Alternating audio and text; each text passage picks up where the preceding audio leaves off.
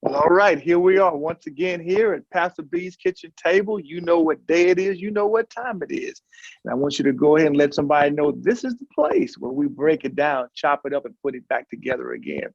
You know, all this month I've been focusing on economics, about us dealing with our families and being empowered and being knowledgeable.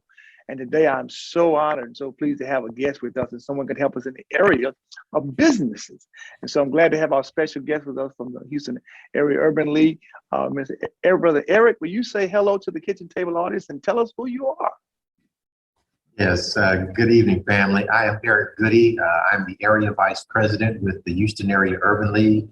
I have been in service with the league for over 20 years and have had the privilege of working across programmatic areas. Pastor, just as a foundation, you know, the Houston Area Urban League's mission is to empower African Americans and other minorities to secure economic self-reliance, parity, power, and civil rights. And so we do so through direct services in core areas that support the family: education, housing, health, workforce development and training, and the topic we're going to discuss this evening, entrepreneurship. Yeah. Oh my goodness. You have just rung so many bells. And so I'm glad to have you on here today. Yeah, let's talk a little bit about that entrepreneurship. Whenever we say small business, what does that mean for you in your sphere of influence? What does that mean from the Houston Area Urban League? You know, when the term small business is utilized, it's really a kind of a nomenclature, but it most often refers to businesses that have 500 or fewer employees. Okay. And so, you know, those can be relatively large companies generating significant revenue year over year. But the small business designation does not mean a mom and pop, a startup, or a company with minimal employees. That designation is really by the Small Business Administration. But you know, just in the community, when you think small business, it's the one location, the single proprietor that's providing a good or a service. Okay, great. Thank you for the clarity on that. And tell us, in terms, there's a lot of people watching, and a lot of people in our community, especially with the pandemic, they've considered that, you know, now I can do some things of my own. I can hang my own shingle. Absolutely. They want to become an entrepreneur. Just through your training and your years of just observation, what's the progression? How does it work? What should they consider in becoming this entrepreneur? You know, Pastor, this past year and a half has been, I guess, a perfect environment for business startup. In the COVID environment where many businesses shuttered, where people were working remotely, a lot of individuals had the opportunity and the time to explore their entrepreneurial goals and objectives. Many people started businesses out of necessity because they may have been laid off, furloughed, downsized from their corporate positions based on COVID. So we actually saw an uptick on the number of small businesses that were registered over the past year and a half as compared to previous periods. And, you know, I think people are becoming a lot more sophisticated, understanding that they cannot rely on a job to dictate their family's self-sufficiency. And so businesses also, and small business origination is now not just an option, but a necessity for people to have success, to be independent, to empower themselves, and not rely on a job to determine what that livelihood looks like. Yeah, that is so true.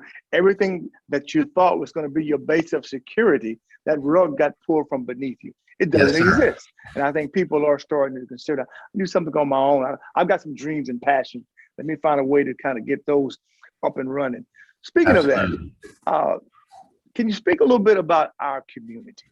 When it comes to our African-American community, when we're talking about entrepreneurship and small business, take us down to just the corridor of history a little bit, if you could, please. Yes, sir. Well, you know, Pastor, entrepreneurship is kind of innate to who we are as a people. We have always had to be enterprising. And I really applaud you and the concept of the kitchen table, because that's where a lot of that information was passed on from generation to generation. Fathers talking to their sons and daughters about how to build a business, how to operate a business. Some of the basic tenets of character, honesty, and respect as a business person were passed on around the business table, the kitchen table rather. And then, organizations like the Urban League, the Minority Business Development Association, the Small Business Development Center, or organizations that provide technical assistance and consultation to individuals at no charge. So what we do is try to create an environment where people can have a blank canvas and to take what they aspire to do and dedicate it and create their vision on paper. And then we provide the technical assistance that allows them to bring that business to life. So business plan and business plan development, the vision canvas, business modeling. And we just walk them through core competencies that allow them to start the business, operate the business, and then scale the business. Wow, that is like from the genesis to the actualization of the vision. Exactly. And now there are people that are watching now that are saying, this is exactly what I've been looking for. So where do I start? How do they get involved in this process that you're talking about? Sure. Well, the Entrepreneurship Center here at the Urban League is open for anyone. Over the past year and a half, we facilitated our Small Business Development University in utilizing virtual platforms. So every week on Zoom, we've reached out to our program participants, providing that same information, and then provided one-on-one opportunities for the business consultation where the consultant provides an assessment and then specific information and or resources that allows the individual to achieve their goals. The Small Business University is a group cohort where each week, again, on the average, Pastor, we would have 50 to 100 individuals participate in the cohort. It would meet here at our Entrepreneurship Center office at 1301 Texas Avenue. We would bring in our content partners that provided everything from access to capital, procurement, and other technical assistance designed to create that pathway towards business ownership. We would have procurement opportunities with our corporate partners that are looking for tier 1 or tier 2 small businesses, mentor protege types of opportunities. So really just a full-scale program designed to address the needs of the entrepreneur regardless of where they are. Startup, operational, or at the maturation phase where they're looking for an exit strategy. Wow. Now, is this primarily for businesses that's going to be warehoused in brick and mortar, or they're also for business that want to be done virtually? Oh, absolutely. Both. Last year, one of the critical exercises that we engaged in was helping our program participants that had brick and mortar locations understand how to pivot during COVID. Yeah, that's the word. I love that word. Love that word. Yeah, absolutely. So, what does a business owner do when all of a sudden you don't have consumer foot traffic? When the state was shut down, how they were able to adapt their product or service to e-commerce, online marketplaces, utilizing virtual platforms to reach their consumers and deliver services, and then to have all of the technology understanding and bandwidth to make that a reality. So it's really both. And now the market is opening. So we thought, and now we have this second wave with this additional COVID variant. So there's a lot of ebb and flows in the market in terms of fully reopening and people feeling comfortable in getting back out and engaging with small businesses at their place of business. So, you have the curbside pickups, you have the drive-through experiences where small businesses really adapted their services in that way. So it's just a matter of really being innovative and ensuring that you can continue to generate revenue while providing a product or service in whatever environment might exist. Wow. Now, in your small business university that you have going, how many weeks is it? How many sessions is it? Yeah, so typically it lasts for 12 weeks. Each week, a different core competency. Each session lasts about 2 hours. We have 2 cohorts per year. Each cohort culminates in what we call the Small Business Exchange, which is a one-day event where we bring in our content partners, provide additional technical assistance, some group activations, and then we have a pitch competition. Over the past several years, we've been really fortunate to many of our banking and institutional partners that have provided cash where we donate $10,000 to the pitch competition winner. Wow. And then ongoing technical assistance that allows them to maintain their business. And then, you know, on an ongoing basis also, Pastor, we provide information with other corporate partners that have pitch competitions, small business grants, so that people can take advantage of these opportunities nationally. Oh, that's amazing, because that's one of the things always is that where can we tap into the resources? Where's the funding? Where's the funding? So you're addressing that, some funding opportunities. Absolutely. You know, as an example, right now we are facilitating a program called the Black Restaurant Accelerator Program. It is specific to African-American owned restaurants that were affected or effected during COVID. And we have some grant funding where we can give up to $10,000 in grants, non-repayable funding for these restaurant owners to help them address whatever that deficit might be. So PepsiCo was very, very generous to the National Urban League in donating these monies. Houston was one of the affiliates that was selected. So we'll be providing technical assistance, consultation, some group training, but then also helping to assess and underwrite the grant opportunities here in the local market. This is amazing. This is truly a gem, because so many people that I talk to, they're trying to figure how to get started, how to get what's in their heart, the passion God has given their heart. How do they get it? How do they get it on paper and get it out to the marketplace? And you're saying that you guys have a strategy, you have a partnership, you have trained individuals who are able to walk you systematically through this process to get you there. Absolutely. So, you know, the Houston EC has been in existence for over 15 years now. We are one of 12 established by the National Urban League. Those other major markets include Philadelphia, Washington, Las Vegas, Atlanta, New Orleans, Cleveland, Ohio, I think two in the Ohio market. And so we leverage that network of entrepreneurship centers and help deliver best practices in serving small businesses. We're able to leverage the bandwidth of the National Urban League in funding for the small businesses that we serve. We're able to connect them with many of our corporate partners, again, who are looking for minorities that have the capability and the capacity to become vendors. Here locally, we work with the City of Houston Office of Business Opportunity and the other stakeholders, helping them to become certified. And then, of course, to establish the banking relationships with our partners who've been very, very generous in their funding. So we really have a holistic approach to creating, the entrepreneurship ecosystem. Wow, that's another word I love, holistic. So you talked about pivoting, you talked about holistic. Oh, I love this. Question. We've heard so many times that in our community that this idea of entrepreneurship is such a fragile enterprise.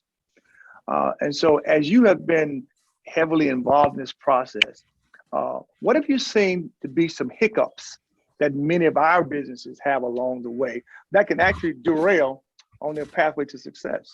Yeah, absolutely, Pastor. It's one of the things that we've really leaned into is business resiliency, and that is based on preparedness.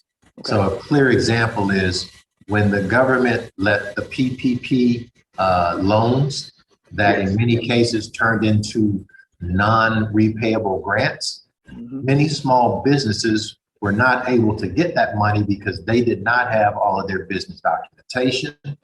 They may not have had all of their tax returns done. They weren't able to create immediately revenue, so profit and loss statements. They didn't have their payroll, so their employee benefits and payroll records. So preparedness speaks to the necessity to have all of that documentation. So when the opportunity, arises, all you have to do is push the button. That was free money through the PPP and then the emergency disaster loans. And so really it's preparedness and making sure that the small business has a formally established business foundation. You have got to, I mean, small business owners, it is critical that all of those things exist. Elaborate on that. Yeah, if you would just elaborate on that for a minute. When you say a business foundation, what do you mean when you say that? Exactly. An operational business plan. Okay. Your tax returns, your business structure. So if you're an LLC, so have the incorporation documents available. So just having all of the administrative matters intact, having all of your banking records. Tax returns are always critical.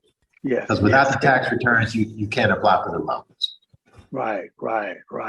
So that's been one of the major hiccups that you have. So not being, living by the seat of your pants, by actually doing the work to get it a solid foundation for it to stand on, is what you're saying. Sure. So, most often, Pastor, in small businesses, they are so busy working the business, they don't have the luxury of operating the business. Yeah. And those are two distinctly different things. So working the business is, turning the wrench, or, whatever the product or service is. Operating the business is really having that business foundation in place and being able to direct the affairs of the business, not actually having to perform the services of the business. Man, that's great. That's great. I always talk about in ministry, there's a difference between working in the ministry and working on the ministry. Yes, sir. When you're in it, you're doing it. But working on, you're trying to get a bird's eye view and deal with the vision and the process and procedure to see, are we really on the course that we were called to be on? And that's what you're really talking about. Exactly. You're right. Because so many people, when they start off, perhaps they want to start a restaurant and they're in the kitchen just trying to get these 20 orders out. No doubt. Yeah. It's a little more than that. Wow. That's the way we've had to do it as a community. Sometimes, if you're a restaurateur, of course, you're preparing the meal, you're serving the meal, you're collecting the money, and then you're making sure that the facilities are in order for your guests. But it's through the capacity building that you are allowed to begin to slowly operate the business rather than having to work the business. And it is a gradual process. Yeah. Wow. I think we're freezing up for a minute there, brother. I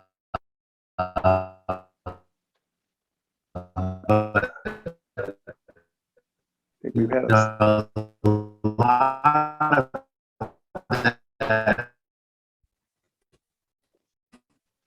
I think we're still there. I think we've got a little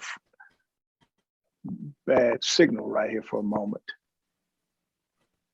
Okay, kitchen table, you be praying. There's a lot of good information that the adversary. Pastor, you're on mute. Let's try. Okay, I think we had a signal interruption. Absolutely. Okay, we're back. Thank you for your patience with that. I was praying right now. There's so much good information going on, right? And we need to hear this. Absolutely. Well, Pastor, we can't let small interruptions derail the process. So that's right. We will not quit. Are there any age restrictions for participating in this with the Houston Area Urban League? Interestingly enough, there are not, Pastor, and we've had a couple of cohorts where parents were bringing their children with them for a small business university, and the children actually begin to participate and go through the entire process and start their own business enterprise. There was one young man that actually he placed in the pitch competition, and we awarded him just for his diligence and his commitment to what he wanted to see happen in his small business. Man, that's it's amazing you're saying that, because we have coming up with our youth in the month of August, we have a week long of an entrepreneurial workshop. Absolutely. And then on the last day of the workshop, we're going to have, you call it a pitch, we're going to call it Shark Tank, in which we're going to have entrepreneurs that are going to allow them to pitch their ideas, and there's going to be a compensation for the winners. Exactly. So we're on the same, we're trying to grow a different generation of those who understand economics, understand money, and understand the importance of getting your idea and vision out there, despite your age. Exactly. And then not letting anybody dampen the idea and the vision, regardless of the age of the person. You know, that's one of the beautiful things about entrepreneurship. It's really about the diligence in the person and what they aspire to do, and then working intentionally to make that happen for themselves. Yeah. You know, we see so many cases of young people, you know, in Black enterprise that have been very, very successful in fashion, in food, in culinary. So it really does not matter how old an individual is. It's all about the drive and, you know, their commitment to the process. Yeah. Eric, when do your university classes begin? Is it on a quarterly system, in a semester system? When do they begin? Yes, sir. Yeah, so cohort 1 typically begins in January, runs through, you know, March, April, and we would have the small business exchange in the month of May. Then we run over the summer, and then we'll start back up with cohort 2 in late August and run it through, you know, September. And then we have the small business exchange November, December. Okay. But all throughout the year, though, individuals have access to individual consultation and other a la carte events that we might be facilitating. Like we've been participating with JP Morgan Chase in their Advancing Black Entrepreneurs and Advancing Black Pathways. And so those are some of the a la carte type events that we'll have. This PepsiCo Black Restaurant Accelerator is an a la carte, so it'll run for about 60 days, where we will push out the grants to 10 Black-owned restaurants here in the market. Amen. So how does someone contact you? Because they're hearing it and you've been just what the doctor's ordered. How do they make contact with you or the Houston Area Urban League? Yeah, certainly. So they can visit our website at haul.org and access the Entrepreneurship Center link. We have an online registration there, and that will trigger a follow-up from one of the business consultants and or myself. My direct phone number, 713-393-8754. I am always available and will assist anyone, you know, based on the services that they need for themselves and or their family. You know, Pastor, the Urban League as a national brand, we're here to be of service. So, you know, rest assured that if we have something, whether that is tangible or referral internally or externally, we will provide that to members of our community. Amen. You know, Eric, I'm going to give you the last word, because there are people who are watching this from all around the country. And for some of them, they feel like, man, I wish I would have known this 20, 25, 30 years ago. It's too late. I tried a business and the business failed. And so I've got a little trepidation about going to those waters again, but I still have that itch. What do you say to that individual who still has that itch?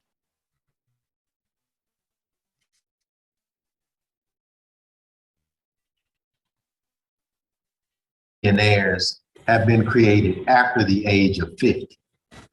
It is never too late to have your dream come to fruition. Secondly, it's important to know where all of the resources exist in your market. The Urban League is a great resource. There are 12 entrepreneurship centers across the country. All of us are here to be of service to you. And then lastly, you know, as Oprah Winfrey said, no struggle, no strength. So sometimes you just have to understand how to fail forward. And failure is not the end of something. Oftentimes it can be the beginning. You know, Pastor, one thing about a faith walk is that when you trust in God, you know that each day comes, the sun will rise, you know, and that is just, it's each day is just another opportunity to try to get it right. So, you know, there should be no fear, no trepidation, you know, nothing ventured, nothing gained. And again, like Oprah said, no struggle, no strength. So you know, for us, that's who we are. That's who we are. We've been struggling so long. That's why we're so strong. That's right. We our legacy of that. Absolutely.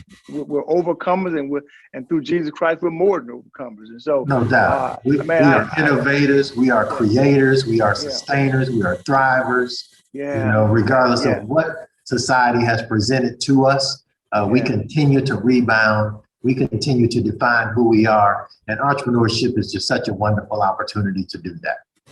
Wow, wow, wow. There it is, kitchen table audience. You've heard it. I tell you, I'm going to bring the best, and you've heard an opportunity today to put a new limb on your family tree. You've been thinking about this, and you needed the assistance, and here it is. And it's for our people, for our communities to be able to not just talk about it, but to be about it. So I want you to share this with your mom, your dad, your uncles, and all the NIMS in your circle. Let them know what you heard today here at the kitchen table. Contact Brother Eric and get it started. Let's do this thing, and let's do it right for the glory of God. I'll see you next week right here at the kitchen table. Have a great day.